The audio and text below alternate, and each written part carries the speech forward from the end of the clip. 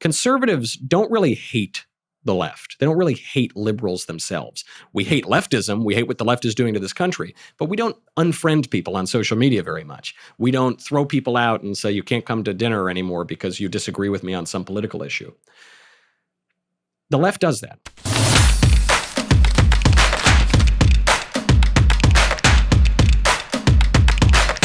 Is there hope to reunite the country, and how best to go about that? Yes, I'm not upset that we're divided in terms of I want this politician or I want that politician or I like this policy or I like that policy. I think that's perfectly fine. I like that we have a choice, not an echo, to use Phyllis Schlafly's words. In many ways, the conservative movement was about that. What worries me more about our division is we seem not to hold anything in common anymore. We don't have much of a common religion, certainly.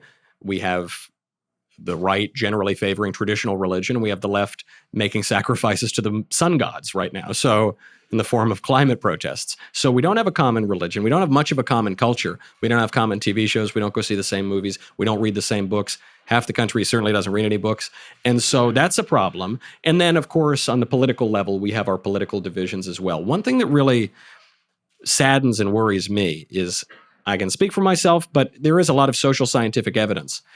Conservatives don't really hate the left. They don't really hate liberals themselves. We hate leftism. We hate what the left is doing to this country, but we don't unfriend people on social media very much. We don't throw people out and say, you can't come to dinner anymore because you disagree with me on some political issue. The left does that.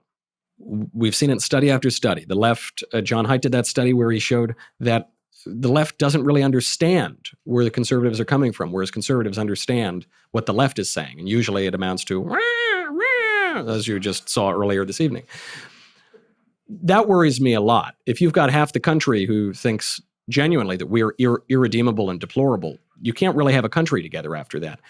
There's not much we can do. I mean, we can make jokes, we can say our point of view, we can refuse to back down, and we can welcome people to have conversations and to come have dinner. But when you're in a battle, your opponent gets a say. And if they're not going to deal with us, they're half the country too, and we'll just be waiting when they either come to their senses or completely lose their minds.